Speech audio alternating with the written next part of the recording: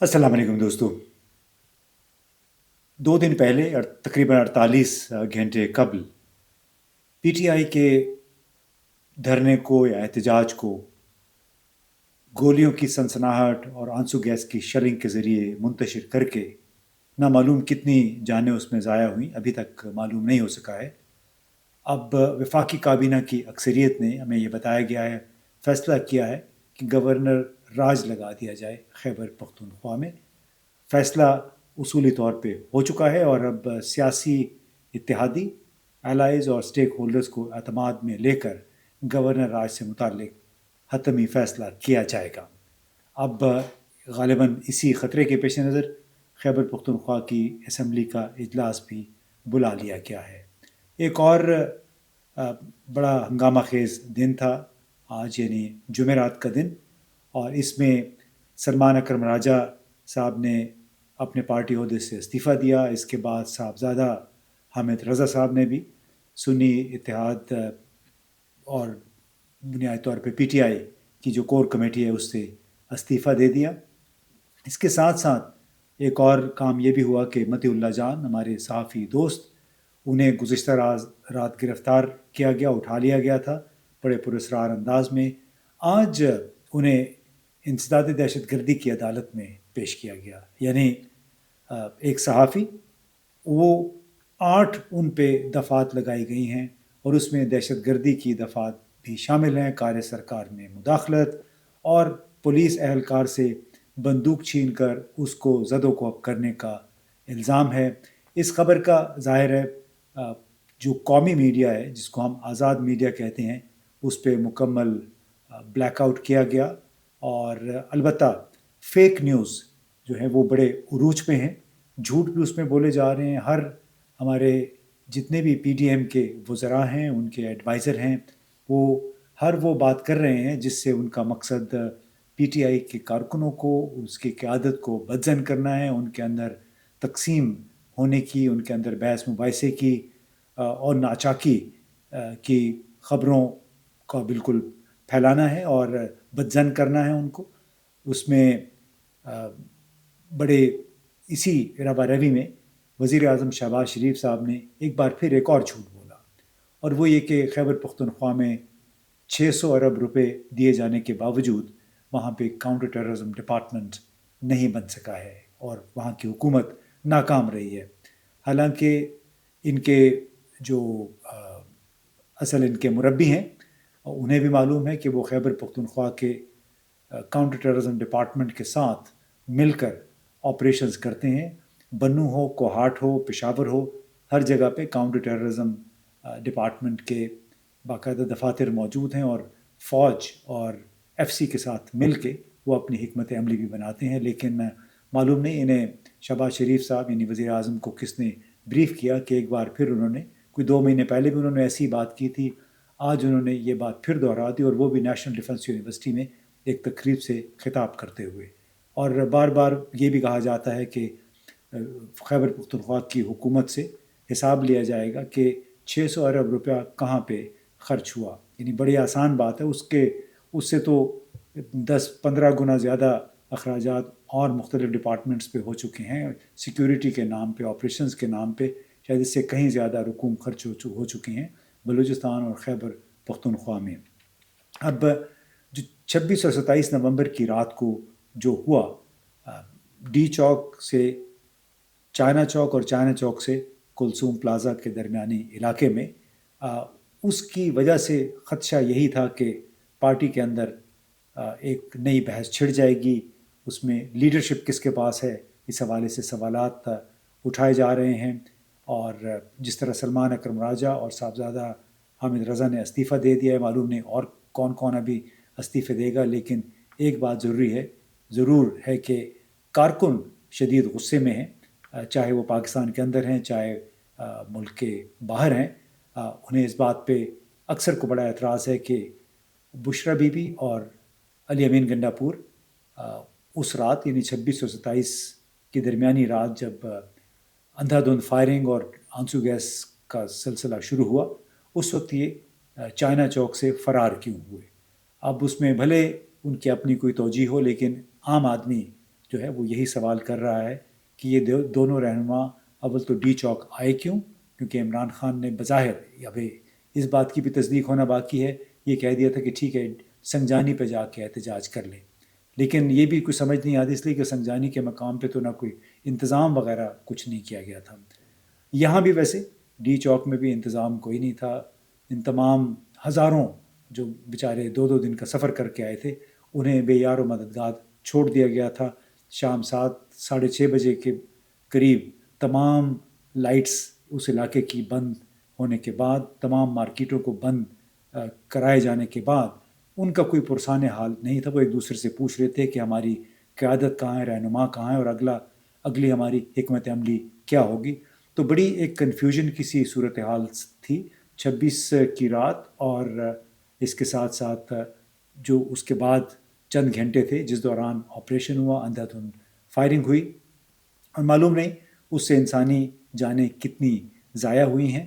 اور البتہ علیمہ خان یعنی عمران خان کی بہن نے اور ان کی دوسری بہنوں نے یہ سوال ضرور اٹھایا ہے کہ اس علاقے میں لائٹس بند ہونے کے بعد لاؤڈ سپیکر سسٹم کیوں نہیں آن کیا گیا تاکہ لوگوں کو چیئر اپ کیا جا سکتا، ان کے ساتھ رابطہ رکھا جا سکتا۔ جتنے بھی کارکن تھے انہیں چونکہ وہ بے یار و مددگار خود کو سمجھ رہے تھے، تو اب معلوم نہیں کہ یہ کام کس کا تھا، کس نے لائٹس بند کروائیں، اور بڑی ایک عجیب سی صورتحال تھی جب ہم بھی وہاں پہ گئے، لیکن جو کچھ اس کے بعد ہوا ہے وہ ایک لحاظ سے تسونامی ثابت ہوا، کیونکہ اس کے بعد استعفے بھی آ گئے ہیں، فیک نیوز کا سلسلہ بھی شروع ہو گیا ہے۔ مطیع اللہ جان کوشش کر رہے تھے کہ پیمز ہاسپٹل اور پولی کلینک سے کچھ اعداد و شمار لے سکیں کہ کتنا جانی نقصان ہوا ہے، لیکن آپ کو پتہ ہوگا کہ میڈیا پر تو ایک دھرنے کی خبر کا تقریباً مکمل بائیک آؤٹ تھا، بلیک آؤٹ تھا۔ اس کے ساتھ ساتھ پیمز اور پولی کلینک پہ یہ پابندی لگا دی گئی تھی کہ وہاں سے کوئی بھی انفارمیشن باہر نہیں نکلے گی، یعنی نقصانات کیا ہوئے، کتنے لوگ زخمی ہوئے، اس کے حوالے سے ابھی تک صرف قیاس آرائیاں ہیں۔ پی ٹی آئی کے اپنے کچھ دعوے ہیں، ڈاکٹرز کے حوالے سے کچھ اور دعوے کیے جا رہے ہیں۔ حقیقت حال کسی کو بھی معلوم نہیں ہے کہ آخر جو اندھا دھند فائرنگ ہوئی اس سے نقصان کیا ہوا ہے، کتنے لوگ کی جانیں ضائع ہوئی ہیں۔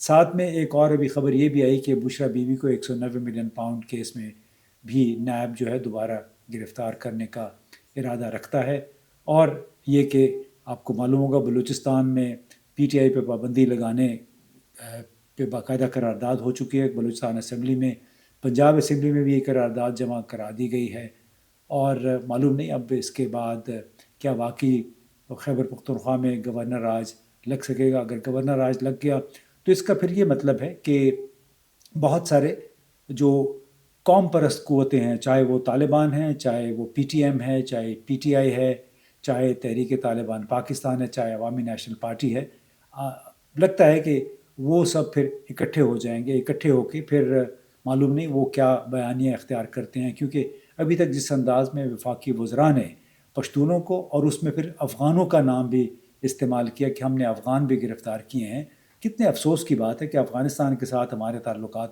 پہلے ہی خراب ہیں، پہلے ہی اتنی شک و شبہ اور بدگمانیاں ہیں، اس میں بار بار یہ افغانوں کا نام استعمال کریں، یعنی بڑے ہی بیوقوف افغان ہوگا جو کہ موجودہ ٹینشن کی صورتحال میں سیاسی احتجاج میں شامل ہو کر خود کو پکڑوائے گا، خود کو ذلیل کروائے گا۔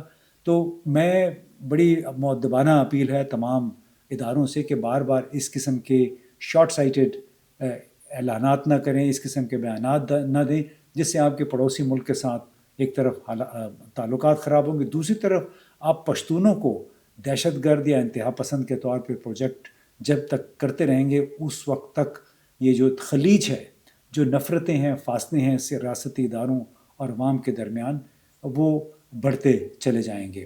اب بظاہر تو یہ ہوا کہ 26-27 نومبر کی رات کو جس انداز میں خون بہا، اور اس کے بعد جو ابھی پارٹی کے اندر پی ٹی آئی کے اندر جو بحث مباحثہ شروع ہوا ہے پارٹی قیادت کے حوالے سے، فیصلے کرنے کی صلاحیت کے حوالے سے، وہ بالکل متوقع تھا۔ سوال پیدا ہوتا ہے کہ حکومت کیا حاصل کرنا چاہتی تھی؟ کیا ملک کو پی ٹی آئی کو تقسیم کرنے کے ساتھ ساتھ آپ ملک کو میانمار اور مصر کی سطح پہ لے جانا چاہتے ہیں؟ اس قسم کے حالات یہاں پیدا کرنا چاہتے ہیں؟ اب بہت بڑے یہ سوالات ہیں. اور یہ بھی ہے کہ جو 26 نومبر کو جو یہاں پہ آپریشن ہوا، اس نے بڑے افسوس سے کہہ رہا ہوں میں کہ 12 اگست 1948 کا ایک میسکر تھا جو اس کی یاد تازہ کر دی، جب خدائی خدمتگار تحریک کے لوگوں نے اپنی قیادت کی گرفتاری کے خلاف بابرا گراؤنڈ میں ایک مظاہرہ کیا. اس مظاہرے پہ پھر اس وقت کے وزیر اعلیٰ خان عبدالقیوم خان کے حکم پہ گولی چلائی گئی. کہا گیا تھا سرکاری طور پہ کہ 42 افراد اس میں جاں بحق ہوئے تھے. خدائی خدمتگار جو بعد میں عوامی نیشنل پارٹی بنی، اس نے ان کا دعویٰ تھا اس وقت کہ کئی 100 ہلاکتیں ہوئی تھی. پھر آپ کو یہ بھی یاد ہے 2014 میں ماڈل ٹاؤن لاہور میں بھی 14 افراد کا پولیس کے ہاتھوں قتل ہوا تھا. اس طرح وزیرستان میں بھی ایک ایسا ہی قتل ہوا تھا، قتل عام ہوا تھا. اس میں جو پشتون تحفظ موومنٹ کے لوگ تھے ان کے اور جھڑپ ہو گئی تھی سیکیورٹی فورسز کے ساتھ، اس میں بھی کئی جانیں ضائع ہوئی تھیں. اور وہ خڑ کمر کی ایک چیک پوسٹ تھی جہاں پہ یہ سارا سلسلہ تنازع شروع ہوا، اور اس کے بعد دونوں طرف سے گولیاں بھی چلی. آپ کو معلوم ہے وزیرستان اور اس قسم کے علاقے میں تو اکثر لوگوں کے پاس ایک نہیں کئی بندوقیں پستولیں موجود ہوتی ہیں گھروں میں. اب جو بلو ایریا کے حوالے سے جو یہاں پہ ڈی چوک میں، چائنا چوک اور یہاں کلثوم پلازا کے پاس جو کچھ ہوا، اس سے آپ نے دیکھا کہ کوئی 1 کلومیٹر کے علاقے میں جگہ جگہ گاڑیاں کھڑی تھیں، وہ وینز جو کہ لوگوں کو لے کے آئی ہوئی تھیں دوسرے علاقوں سے. ہائیس وین بھی تھی، اس میں کاریں بھی تھیں. اکثر گاڑیوں پہ باقاعدہ گولیوں کے نشان تھے، اور وہ فوٹیج ابھی تک شاید باہر چل رہی ہو، پاکستان میں سامنے نہیں آ سکی. تو اس میں سوال یہ پیدا ہوتا ہے کہ کیا جو لوگ اس میں سوار ہو کے آئے تھے انہوں نے خود ہی اپنی گاڑیاں جلا دیں، ان کے شیشے توڑ دیے، خود ہی ان گاڑیوں پہ فائرنگ کر دی؟ تو یہ ایک بہت بڑے سوالات ہیں. اس میں ہمیں تاریخ ایک نئی رقم ہوئی ہے. اس کی اب حقیقت کیا ہے؟ چند دن کے بعد لگتا ہے کہ آہستہ آہستہ حقیقت کھل کے سامنے آئے گی. بہت عرصے تک اس پہ ایک پردہ نہیں رکھا جا سکے گا. لیکن افسوس کی بات یہ ہے کہ جس انداز میں اپنے ہی لوگوں کو شدید قسم کی آنسو گیس شیلنگ کا اور گولیوں کا نشانہ بنایا گیا، معلوم نہیں. اگر اس میں چھپانے کی بات نہیں ہے تو پھر پیمز ہاسپٹل اور پولی کلینک ہسپتال پہ پھر معلومات کی فراہمی پہ مکمل پابندی کیوں لگا دی گئی؟ وہاں کے ایگزیکٹو ڈائریکٹر کے دفتر میں آ کے حکومت کے لوگ بیٹھے، حکومت اور دوسرے لوگ، انہوں نے کہا کہ یہاں سے کوئی بھی معلومات باہر نہیں جائیں گی. اب لوگ ظاہر ہے اپنے بھائی، بیٹے، اپنے بھتیجوں، رشتہ داروں، دوستوں کی تلاش میں ہیں جو کہ انہیں نہیں ملے. پی ٹی آئی کے رؤوف حسن صاحب نے تو یہ کہا کہ 12 افراد تو ان کے مطابق تصدیق شدہ ان کی شہادت ہو چکی ہے. اب اصل میں کتنے ہیں معلوم نہیں، کیا ان کی لاشیں مل سکیں گی؟ بڑے ایک فرسٹریٹنگ قسم کی صورتحال کا سامنا کرنا پڑا ہے پورے دارالحکومت میں، اور خاص طور پہ ان لوگوں کو جو کہ 2 دن کا سفر کر کے یہاں پہ پہنچے تھے.